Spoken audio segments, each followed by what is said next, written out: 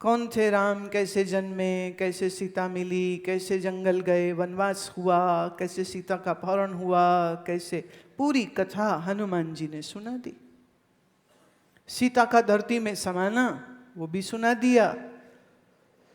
और ये सारी कथा सुन के नागराज ने कहा कि अच्छा अच्छा, अब हम समझे तुम किसकी बात कर रहे हो। तो ऐसे करो, थोड़ा और आगे बढ़ो और वहां तुम्हारी अंगूठी पड़ी तुमको मिल जाए, देख लो, वहीं होनी चाहिए। हनुमान जी थोड़ा और आगे गए तो एक बहुत बड़ा कक्ष था, कमरा था। और उस कमरे में हैरानी की बात यह है, जैसी अंगूठी वो ढूंढने निकले थे वैसी करोड़ों अंगूठियां पड़ी हुई हैं। नागराज कहते अब पहचान लो, ले लो। हनुमान जी को समझ नहीं आई। हनुमान जैसे विद्वान के भी बात समझ नहीं आई। उन्होंने कहा जरा मुझे रहस्य तो खोलिए, ये क्या है मेरे सामने। तो नागराज ने उत्तर दिया, हनुमंत जी तुम्हें क्या लगता है, जिसके तुम अभी स्वामी सेवक हो, जो तुम्हारा आज स्वामी है, क्या वो एक ही बार हुआ, क्या वो अभी हुआ है? इसके पहले भी कई बार राम हो चुके, करोड़ों बार राम हो चुके हैं, करोड़ों बार राम ने अपनी लीला खत्म की है, और करोड़ों बार तुमने ऐसे ही हनुमान बन करके उनकी सेवा की। ये कथा पहली बार नहीं हो रही, ये साइक्लिक है, ऐसा पहले भी कई बार हो चुका है। योग वशिष्ठ महारामायण में रामचंद्र जी को उपदेश देते हुए वशिष्ठ ने ये बात कही थी कि राम, न तू पहली बार हुआ है न मैं, इसके पहले बहुत बार हम पैदा हो चुके हैं, बहुत बार ये लीला हो चुकी है। तुम राम रहे, तुम ऐसे ही मेरे पास ज्ञान लेने आए, मैंने गुरु बन करके ज्ञान दिया। तो श्री राम ने वहाँ प्रश्न किया, गुरुदेव ऐसा कैसे कि हर बार वही पात्र आप हैं, माने वशिष्ठ, और वही पात्र मैं हूं, माने राम, और हर बार यही होता है, ऐसे कैसे? इसमें क्या रहस्य है? तो वशिष्ठ जी ने कहा, हे राम, ये तुम्हारे चित्त रूपी चितेरे चित्रकार ने इस सारी सृष्टि को रचा है। जो कुछ तुमको दिख रहा है वो सिवाय कल्पना के और कुछ नहीं, तुम्हारे ही चित्त ने इसकी कल्पना बनाई है। तेरे ही चित्त की कल्पना का नतीजा है कि मैं वशिष्ठ हूँ और तू राम है, पर असल में ना मैं वशिष्ठ हूँ ना तू राम है, हम तो सच्चित आनंद पर ब्रह्म हैं। एक पर ब्रह्म के अलावा दूसरा कोई है ही नहीं। ना तेरा शरीर सत्य है ना मेरा शरीर सत्य है, ना ये गुरुकुल सत्य है, ना ये सृष्टि जो हम देख रहे हैं ये सत्य है। ये तो सब ऐसे ही झूठ दिख रही है, जैसे रस्सी में सांप दिखता है। रस्सी में सांप होता नहीं है, पर रोशनी कम हो और कुछ अंधकार हो तो रस्सी न दिख के क्या दिखा? सांप। आदमी डरा, भागा, गिरा, हड्डी टूटी, और फिर किसी ने बताया, अरे वहां तो रस्सी थी, सांप तो था ही नहीं। जैसे भ्रम से सीपी में चांदी दिखाई देती है। कभी आप देखो, बड़ी अच्छी जगह हो, आप दोपहर में चले जाना समंदर किनारे, तो कोई सीपी अगर पड़ी हुई होगी तो धूप में सूरज की किरणें लगने से वो ऐसी चमकती है कि धोखा होगा कि कोई चांदी का टुकड़ा पड़ा है। पास जाओगे लालच से कि उठा लें हम उसको, पर हाथ में सीपी आएगी, चांदी तो है ही नहीं। तो सीपी है, चांदी दिखती है। चांदी भ्रम है, सीपी सत्य है। ऐसे ही संसार दिखता है पर भ्रम है, परमात्मा है पर वो दिखता नहीं।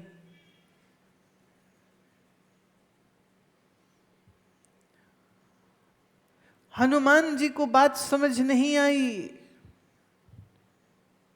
कि जिसको मैं समझता हूं कि ये पहली बार घटित हो रहा है, और यहां तो नागराज बोल रहे हैं, ऐसा पहले भी कई बार हो चुका और गिन नहीं पाए इतनी अंगूठियां। तो मैंने कितनी ही बार ये सेम दृश्य रिपीट हो गया कि राम अंगूठी फेंकते हैं, हर बार हनुमान ढूंढने जाते हैं, हर बार हनुमान उसको उठाते हैं, हर बार हनुमान वापस आते हैं, और हर बार फिर राम कहते हैं कि अच्छा अब हनुमान तुम बीच से हट जाओ, अब काल को अपना काम करने दो। और श्री राम ने अपना देह सरयू नदी में त्यागा था, सशरीर सरयू नदी में चले गए थे।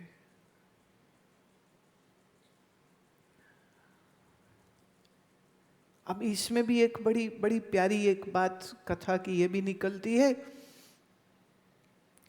कि जब काल राम से हनुमान की आज्ञा लेके राम जी के सन्मुख काल आने की अवसर मांगा, तो श्री राम ने लक्ष्मण से कहा कि सुन लक्ष्मण,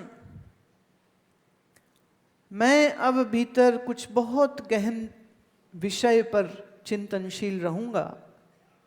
देखो, मुझे किसी भी प्रकार का कोई विक्षेप नहीं चाहिए, कुछ हो जाए तुमने मेरे तक नहीं आना, और अगर कहीं तू आ गया दरवाजा खोल के तो याद रहे तुझे मृत्यु दंड मिलेगा। लक्ष्मण बड़े हैरान हुए कि ये क्या बात।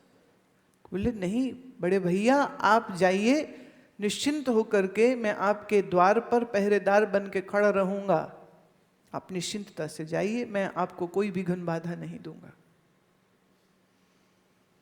इधर काल भीतर राम को बात करता है और कहता है कि श्री राम आप, अच्छा बड़ा ही सुंदर वो संवाद है जहां काल श्री राम से बातें कर रहा है। काल प्रश्न पूछ रहा है और राम उत्तर दे रहे हैं, और राम काल को कह रहे हैं कि तुम अपना अब काम करो, ये पंचभौतिक देह जो है ये तो अब जाने का वक्त आ गया है, इस लीला का अब अंत होगा, तुम काम करो अपना। और काल कह रहा है कि प्रभु आपकी आज्ञा के बगैर तो कुछ नहीं जब चलता, तो ये इतनी बड़ी घटना भी तुम्हारी इच्छा के बगैर तो नहीं हो सकती है, इसलिए मैं आपसे पूछना चाहता था कि कौन सा समय उचित होगा। अब ये वार्तालाप चल रहा है राम और काल में, बाहर लक्ष्मण जी खड़े हैं, और फिर कुछ ऐसी घटना घटी, ऐसी घटना घटी कि लक्ष्मण तो बिल्कुल हाथ पांव फूल गए। बड़ा धर्म संकट, क्या करूं, अंदर जाऊंगा तो आज्ञा का उल्लंघन, मृत्यु दंड की बात नहीं है पर आज्ञा का उल्लंघन, पर जाना भी पड़ेगा। लक्ष्मण जी दरवाजा खोले भीतर चले गए। भीतर गए, काल तो लुप्त हो गया। राम क्रोध में आते हैं तो कहते लक्ष्मण तेरे को मना किया था, तू भीतर नहीं आएगा, तू कैसे भीतर आया।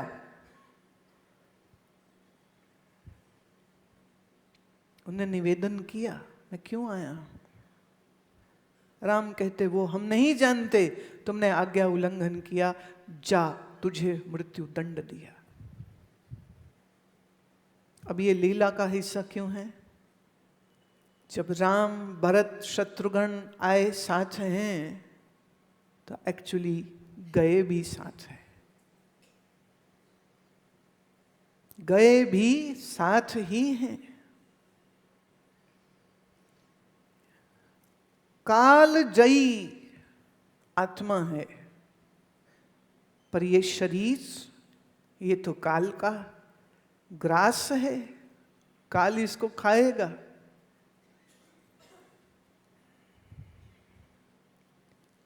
रामायण में तुलसी कहते हैं क्षिति जल पावक गगन समीरा, पंच रहित रचित ये अधम शरीरा। क्षिति जल पावक, पृथ्वी जल अग्नि वायु आकाश से बना ये अधम शरीर है। और ज्ञान ये कहता है कि यह शरीर में हूं नहीं। और मन, जिस मन से तुम जीव और जिस माया से वो ईश्वर है, वो मन तुम नहीं हो, तो अर्थात जीव तुम नहीं हो। देखिए, वेदांत का मकसद तुमको सिर्फ इतना सिखाना नहीं है कि तुम शरीर नहीं हो। इतनी बात तो लगभग दूसरे धर्मों में भी हमको दिखती है। फॉर एग्जाम्पल, ईसाई है, मुस्लिम है, वो ये मानते हैं कि जब हम मरेंगे तो हम कब्रों में पड़े रहेंगे और फिर जजमेंट डे पर भगवान आएंगे और भगवान आके कर्मों का निर्णय करेंगे। सवाल ये उठता है कि शरीर तो मिट्टी में मिट्टी हो गया, तो फिर ये स्वर्ग और नरक में कौन जाएगा? जीव जाएगा। तो जीव के अस्तित्व से इनकार ना इस्लाम कर सका ना ईसाईयत कर सकी। अगर हम ये कहें कि शरीर मरने पे सब खत्म हो जाता है, तो फिर पाप पुण्य का भोग किसको दोगे तुम? कोई तो चाहिए ना जिसको तुम स्वर्ग भेजोगे या अल्लाह ताला जहन्नुम में भेजेगा। पर अगर जीव ही कोई नहीं बचा तो किसको भेजेगा? बस फर्क ये है कि वो एक ही शरीर कह रहे हैं, जबकि ये सत्य नहीं है। कर्म का भोग है, मन की वासना है। सो उस वासना और कर्म और इच्छा के चक्कर में जीव बार बार स्थूल देह को फिर प्राप्त होता रहता है। ये पुराने ही तो संबंधी है ना। कोई शत्रु, कोई मित्र जो फिर तुम्हारे आसपास आ गया है। ज्योतिष में एक बड़ी मजेदार बात है। पहला घर जातक का मतलब तुम्हारा, और उसके ठीक ऑपोजिट जो 7वां घर है वो पत्नी का होता है, या कहो पति का होता है। तो 1st and 7th हाउस एक दूसरे को देख रहे हैं, और पहला और 7वां घर एक दूसरे का शत्रु घर माना जाता है। और 7वां घर मौत का घर भी है।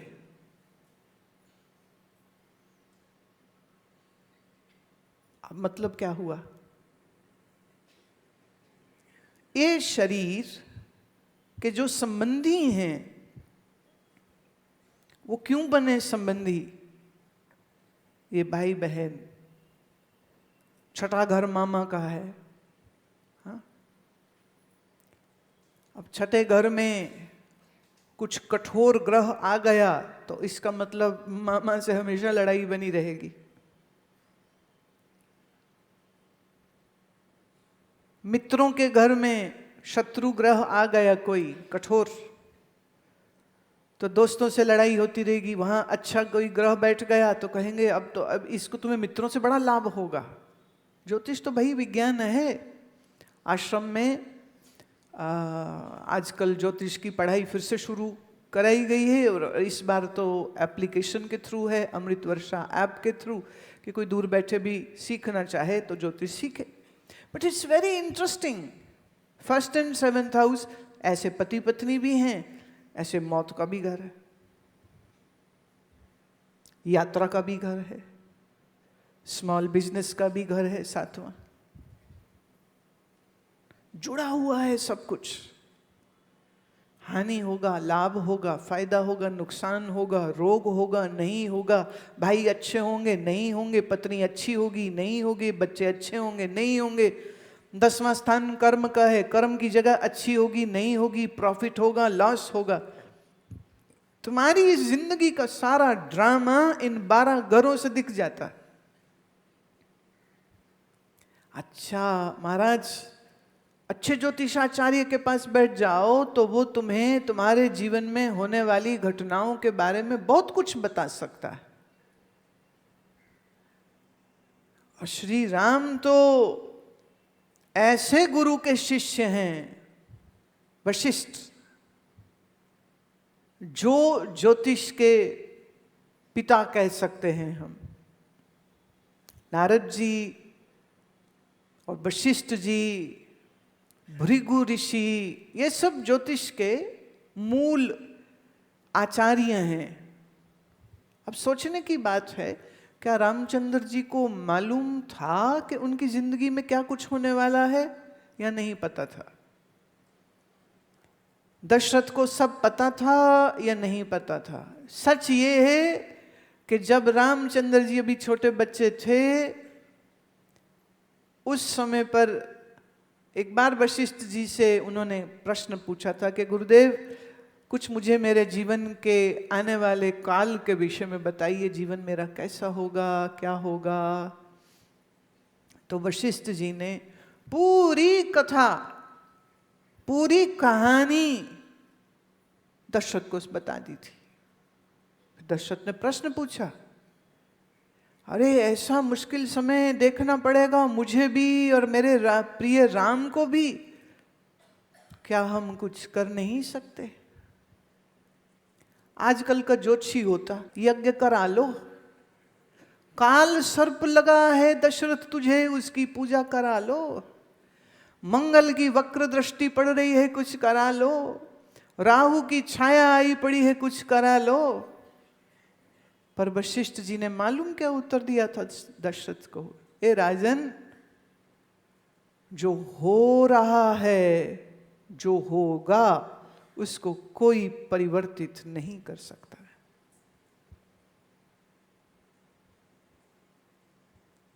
कोई परिवर्तित नहीं कर सकता है। अगर ये परिवर्तन किए जाने संभव होते तो तुम्हें क्या लगता है, वशिष्ठ जी, दशरथ जो उनके परम प्यारे शिष्य हैं, क्या उनके जीवन को सुखद बनाने के लिए क्या ऐसा नहीं कर सकते थे? कह देते वशिष्ठ जी, इतना यज्ञ करना पड़ेगा, इतने स्नान करने पड़ेंगे, इतना ये करना पड़ेगा, इतना दान देना पड़ेगा राजन, इतने जप करने पड़ेंगे, इतने तीर्थ करने पड़ेंगे, फिर तेरी पत्नी कैकेयी का दिमाग खराब नहीं होगा। अच्छा, अगर यही पता हो कि उसका दिमाग खराब होगा तो दशरथ उसको वचन ना देता। पर सब जानने पर भी जब वक्त आया तो दशरथ ने वचन भी दिए। राम पर जान छिड़कने वाली कैकेयी माता ने खुद राम के लिए वनवास मांगा। अजब बात है या नहीं? तो रामायण की जो कथा है, ये सिर्फ राम की कथा नहीं है। रामायण की कथा वास्तव में हमारी और आपकी कथा है।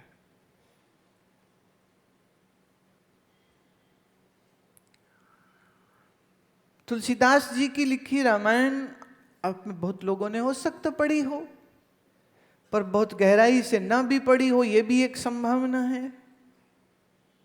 पर मेरा आग्रह है कि आप मूल वाल्मीकि रामायण को जरूर पढ़िए, और उसी का उत्तर भाग, जिसे हम उत्तर रामायण कहते हैं, योग वशिष्ठ, फिर उसको अवश्य पढ़िए। आपके लिए इतना आनंददायी, मन बुद्धि को इतना ज्ञान, विज्ञान और होश और प्रज्ञा से भर देगा। यह ग्रंथ अति उत्तम ग्रंथ है। ये